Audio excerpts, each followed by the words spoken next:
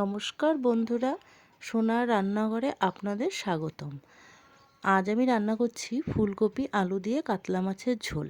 উপকরণ: কাতলা মাছ 3 পিস, ফুলকপি ছোট একটি টুকরো করে কেটে নেওয়া, আলু একটি লম্বা করে কেটে নেওয়া, টমেটো কুচি, ধনেপাতা কুচি, আদা ও কাঁচা লঙ্কা বাটা হাফ চামচ, জিরে গুঁড়ো হাফ চামচ হলুদ গুঁড়ো, কাশ্মীরি লঙ্কার গুঁড়ো রঙের জন্য হাফ চামচ, নুন স্বাদ মতো, আর ফোড়নে জিরে ও তেজপাতা।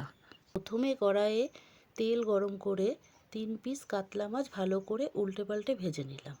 তারপরে ওই একই তেলে ফুলকপি ভেজে নিতে হবে। তারপরে আরেকটু তেল দিয়ে ফোড়নে জিরে ও তেজপাতা দিয়ে দিলাম। এরপর আলু ভেজে তার মধ্যে আগে থেকে একটি বাটিতে আদা বাটা, হলুদ গুঁড়ো, জিরে গুঁড়ো ও কাশ্মীরি লঙ্কার গুঁড়ো একসাথে জলে গুলে রেখেছিলাম, ওটা দিয়ে ও একটু টমেটো দিয়ে মশলা কষালাম। এরপর স্বাদ মতো নুন দিয়ে দিলাম। আগে থেকে ভেজে রাখা ফুলকপি দিয়ে একটু নাড়াচাড়া করে নিলাম। তারপর ঢাকা দিয়ে মশলা কষে গেলে পরিমাণ মতো জল দিয়ে ফুটতে দিলাম।